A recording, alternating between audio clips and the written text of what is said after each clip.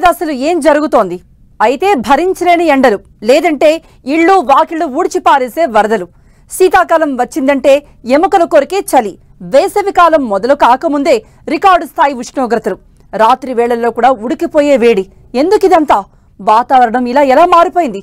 వడగాలులు, కొండపోత వర్షాలు, గడ్డ కట్టిపోయేంత చల్లదనం, ఇలా ప్రతి కాలంలోనూ ఆ కాలపు వాతావరణ పరిస్థితుల్లో మనిషి తట్టుకోలేనంతగా మార్పులు జరగడానికి కారణమేంటి?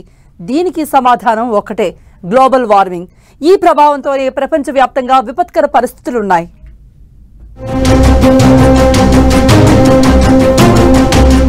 ఈ ఏడాది ఎండాకాలం ఎలా సాగిందో తలచుకుంటే భయమేస్తుంది. సాధారణంగా వేసవి కాలంలో మే నెలలో రికార్డు స్థాయి ఉష్ణోగ్రతలు నమోదవుతాయి.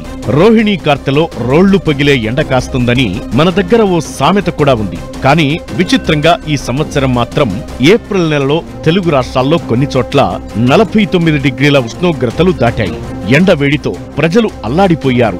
మధ్యాహ్నం వేళల్లో ఇంటి నుంచి అడుగు బయట పెట్టాలంటేనే భయపడిపోయారు. ఇలాంటి ఎండలు ఎప్పుడూ చూడలేదన్న మాట ప్రతి ఒక్కరి నోట నుంచి వచ్చింది. ఇక హైదరాబాద్ సంగతి చెప్పాల్సిన పనిలేదు. మామూలుగా హైదరాబాద్లో వాతావరణం తెలుగు రాష్ట్రాల్లోని మిగతా ప్రాంతాలతో పోలిస్తే చల్లగా ఉంటుంది, ఎండ తక్కువగా ఉంటుంది.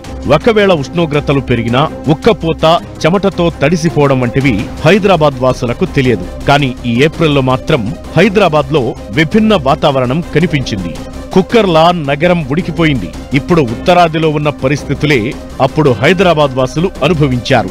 రాత్రి వేళల్లో కూడా ఉక్కపోత వేడితో ప్రజలు తీవ్రంగా ఇబ్బందులు పడ్డారు.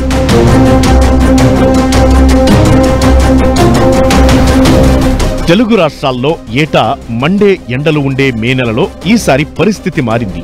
మే తొలివారం నుంచే వర్షాలు కురిశాయి. దీంతో ఏప్రిల్ ఎండల నుంచి ప్రజలకు కాస్త ఉపశమనం లభించింది. గతేడాదితో పోలిస్తే జూన్లోనూ తెలుగు రాష్ట్రాల్లో చల్లని వాతావరణమే ఉంది. పోయిన సంవత్సరం ఎండాకాలం ఎక్కువ నెలలు సాగింది. జూన్ పూర్తయ్యేదాకా వానలు కురవలేదు. అప్పటితో పోలిస్తే ఇప్పుడు వాతావరణం చల్లగా ఉంది. ఇక మన దగ్గర ఎండలు తగ్గుతున్న కొద్దీ ఉత్తరాది రాష్ట్రాల్లో ఉష్ణోగ్రతలు పెరిగిపోయాయి. 49 నుంచి 50 డిగ్రీల ఉష్ణోగ్రతలతో ఉత్తర భారతదేశం మండిపోతోంది. ఎండవేడి తాళలేక పక్షులు ఆకాశం నుంచి కింద పడిపోతున్నాయి. పక్షులను రక్షించాల్సిందిగా రెస్క్యూ కేంద్రాలకు వేలాది ఫోన్ కాల్స్ వస్తున్నాయి. ఎండలు ఊహించని స్థాయిలో పెరగడంతో ఉత్తరాది నగరాలన్నీ కుతకుత ఉడుకుతున్నాయి. పక్షులు, ఇతర జంతువులను రక్షించాలని కోరుతూ 2 వారాలుగా వన్యప్రాణుల సంరక్షణ కేంద్రాలకు 35 నుంచి 40 ఫోన్ కాల్స్ వస్తున్నాయని నిర్వాహకులు చెబుతున్నారు. ఎండబారిన పడ్డ ప్రజలు తీవ్ర అనారోగ్య సమస్యలకు గురవుతున్నారు. పగలు రాత్రి తేడా లేకుండా ఆస్పత్రులకు రోగులు క్యూ కడుతున్నారు. ఆస్పత్రుల్లో బెడ్స్ పెంచాల్సిందిగా ప్రభుత్వం ఆదేశాలిచ్చింది. వేసవి ప్రారంభంలో నీళ్లు లేక బెంగళూరు తీవ్ర ఇబ్బందులు పడితే ఇప్పుడు ఢిల్లీ వంతు వచ్చింది. భరించలేని ఉష్ణోగ్రతలకు తోడు నీటి కొరతతో రాజధాని వాసులు పడరాని పాట్లు పడుతున్నారు. వడదెబ్బలు, ఇతర ఎండ ప్రభావానికి సంబంధించిన కేసులు దేశవ్యాప్తంగా 40,000కు పైగా నమోదయ్యాయి. మార్చి 1 నుంచి ఈ నెల 18 మధ్య వేడి తాళలేక వడదెబ్బకు గురై 110 మంది మరణించారు. ఇది అధికారిక లెక్కే. అయితే అనధికారిక మరణాలు భారీగా ఉన్నాయని ఢిల్లీ ప్రజలు ఆరోపిస్తున్నారు. ఒక్క ఢిల్లీలోనే ఈ నెల 11 నుంచి 19 మధ్య వడగాలుల ప్రభావంతో 192 మంది మరణించారని, వారంతా ఇళ్లు లేని వారని ఓ ఎన్జీఓ తెలిపింది. 72 గంటల్లో 5గురు మరణించారని తెలిపింది. పరిశుభ్రమైన నీరు అందించడం, పునరావాస కేంద్రాల్లో చల్లదనం ఉండేలా ఏర్పాట్లు చేయాలని వైద్యులు సూచిస్తున్నారు. మనిషి డిఫరెంట్ టెంపరేచర్స్కి, డిఫరెంట్ కండిషన్స్కి రకరకాల ఎక్స్పోజర్ అవుతుంది. ఇంకోటి, ఈ యొక్క ఇన్స్ట్రుమెంట్స్ ఏవైతే ఉన్నాయో, అంటే ఆటోమేటిక్ వెదర్ స్టేషన్స్ అనండి, లేదా మెట్రలాజికల్ డిపార్ట్మెంట్ అనండి, అవి కూడా సరిపోవని చెప్పాలి. మనం చూసి 45 డిగ్రీలు కాదు, 52 డిగ్రీలు ఇలాంటి రికార్డులు మనం ఆల్రెడీ చూసినాము. ఈవెన్ 60 మీద కూడా చూసినాం మనం కొన్ని దేశాలల్లో. ఇండ్లల్లో ఉన్న వాళ్ళు కూడా ఆటోమేటిక్గా చచ్చిపోతారు. అంటే ఆ పరిస్థితి కూడా వచ్చేస్తున్నది, ఇంకా పెరుగుతున్నది. ముసలిళ్ళకైతే దిక్కే లేదు ఉన్నమాట, పిల్లలు. సో ఇట్లా అయినప్పుడు ఏమవుతుంది, ఆటోమేటిక్గా ఈ యొక్క టోటల్ పర్యావరణ వాతావరణ మార్పులతోటి ఎకానమీ, అంటే లైవ్లీహుడ్, అంటే వాళ్ళకు జీవనోపాధాలు కూడా పోతున్నాయి. పగలంతా ఆఫీసుల్లోనో ఇతర పనుల్లోనో గడపాల్సిన పరిస్థితుల్లో ఎండ ప్రభావం నుంచి తప్పించుకోలేకపోతారు జనం. అయితే పగలంతా ఎంత ఎండ ఉన్నా గతంలో సాయంత్రానికి వాతావరణం కాస్త చల్లబడేది. ఇప్పుడు వాతావరణం అలా లేదు. వేడి ప్రభావం రాత్రి వేళల్లో కూడా ఉంటోంది. అసలు గాలన్నదే లేక ఉక్కపోత తట్టుకోలేక ఉత్తరాది నగరాల ప్రజలు అల్లాడుతున్నారు.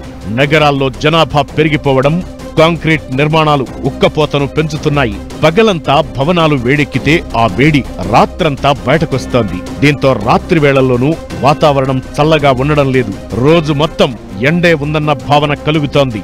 ఢిల్లీలో ఇటీవల రాత్రి వేళ 35.2 డిగ్రీల సెల్సియస్ ఉష్ణోగ్రత నమోదయింది. 12 ఏళ్లలో రాత్రి వేళల్లో ఈ స్థాయి ఉష్ణోగ్రత ఉండడం ఇదే తొలిసారి.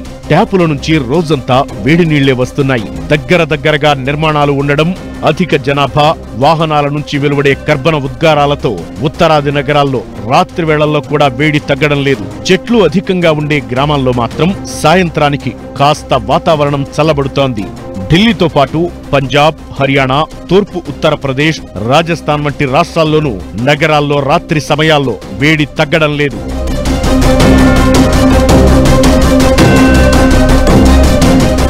ఎండాకాలం పరిస్థితి ఇలా ఉంటే వానాకాలం, చలికాలంలోనూ వానలు, వరదలు, ఎముకలు కొరికే చలితో ప్రజలు అల్లాడుతున్నారు. వర్షాకాలంలో అయితే అతివృష్టి, లేదంటే అనావృష్టి ఉంటోంది. ఓ ఏడాది సరైన వర్షాలు పడవు, మరో ఏడాది వాన పడితే వరదే అన్నట్టుగా కుంభవృష్టి కురుస్తోంది.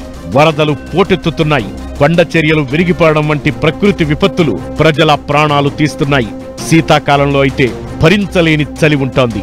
గడ్డకట్టిపోతామా అనే స్థాయిలో రాత్రి వేళల్లో ఉష్ణోగ్రతలు పడిపోతున్నాయి. మొత్తంగా వాతావరణ విపత్తులు ఆందోళన కలిగిస్తున్నాయి.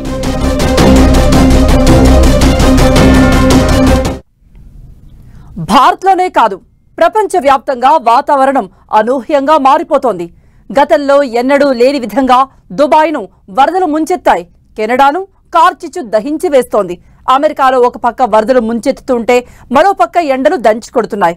హజ్ యాత్రలో అధిక ఉష్ణోగ్రతల బారిన పడి ఇప్పటి వరకు 550 మంది చనిపోయారు. వాతావరణ మార్పులతో 2049 నాటికి $38 ట్రిలియన్ నష్టం జరుగుతుందని ఒక సర్వే తేల్చింది.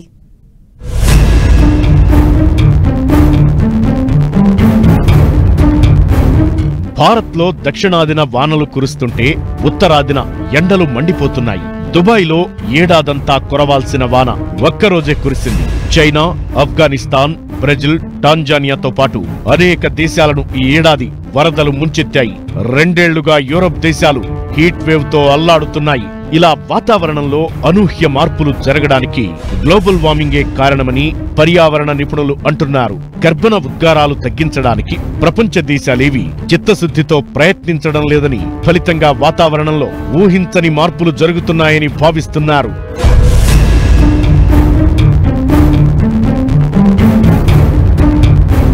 గ్లోబల్ వార్మింగ్ ప్రభావం మొత్తం ప్రపంచంపై కనిపిస్తోంది. కెనడాలో కార్చిచ్చు ఆరడం లేదు. అమెరికా తీర ప్రాంతంలో ఉష్ణోగ్రతలు మండిపోతున్నాయి. ఈ ఒక్క నెలలోనే అక్కడ మరణాల సంఖ్య 100లో ఉందని తెలుస్తోంది. మరోవైపు ఫ్లోరిడా, కాలిఫోర్నియా, సెంట్రల్ వ్యాలీ సహా కొన్ని ప్రాంతాల్లో వరదలు సంభవిస్తున్నాయి. ఫ్లోరిడాలో 2 వారాల నుంచి కురుస్తున్న కుండపోత వానలతో ప్రభుత్వం ఎమర్జెన్సీ విధించింది. 500 నుంచి 1000 ఏళ్లకోసారి మాత్రమే ఫ్లోరిడాలో ఇలాంటి వరదలొస్తాయని వాతావరణ నిపుణులు అంటున్నారు. వాతావరణ మార్పులతో అమెరికాలో డ్యాంలు ప్రమాదం అంచున ఉన్నాయి.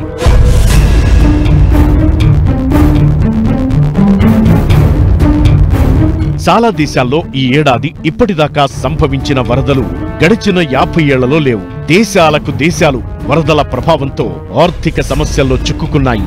మరోవైపు కొన్నేళ్లుగా ప్రతి ఏటా ఉష్ణోగ్రతలు పెరిగిపోతున్నాయి. గత ఏడాదితో పోలిస్తే ఈ సంవత్సరం 1.3 డిగ్రీల ఉష్ణోగ్రత ఎక్కువగా నమోదైంది. వేడిగాలులు, మంచు తుఫాన్లు ప్రపంచవ్యాప్తంగా ప్రాణ ఆర్థిక నష్టం కలిగిస్తున్నాయి. అరబ్ దేశాల్లో ఉష్ణోగ్రతలు తట్టుకోలేని స్థాయిలో ఉన్నాయి. సహారా ఎడారిలో డస్ట్ స్టార్మ్స్, సముద్ర మట్టాలు పెరిగిపోవడం, తగ్గుతున్న గాలి నాణ్యత, ఆకాశం రంగులు మారడం వంటివి ప్రమాదకరంగా మారుతున్నాయి. వరదల ప్రభావంతో ఈ ఏడాది మరణించిన వారి సంఖ్య 1000కి పైనే ఉంటుందని అంతర్జాతీయ సంస్థలు అంచనా వేస్తున్నాయి. ఎండల తీవ్రతను ప్రజలు భరించలేకపోతున్నారు. అధిక ఉష్ణోగ్రతలకు తాళలేక ఈ ఏడాది ఇప్పటిదాకా 550 మందికి పైగా హజ్ యాత్రికులు చనిపోయారు. వారిలో 90 మంది భారతీయులు ఉన్నారు. భూమి మీద మానవులు చేస్తున్న అనేక రకాల కార్యకలాపాల వల్ల బర్నింగ్ వల్ల, మనం కాల్చటం వల్ల కర్బన ఉద్గారాలు వాతావరణంలోకి చేరి ఆ భూమి యొక్క వాతావరణము వేడెక్కుతున్నది అని. ఆ వేడెక్కడం వల్ల ఈ వాతావరణ మార్పులు సంభవిస్తున్నాయి. ఏమవుతుందో, ఎట్లాంటి మార్పులు వస్తాయో అంచనా వేసే ప్రయత్నాలు జరుగుతున్నా కూడా పూర్తిగా చెప్పలేని పరిస్థితి.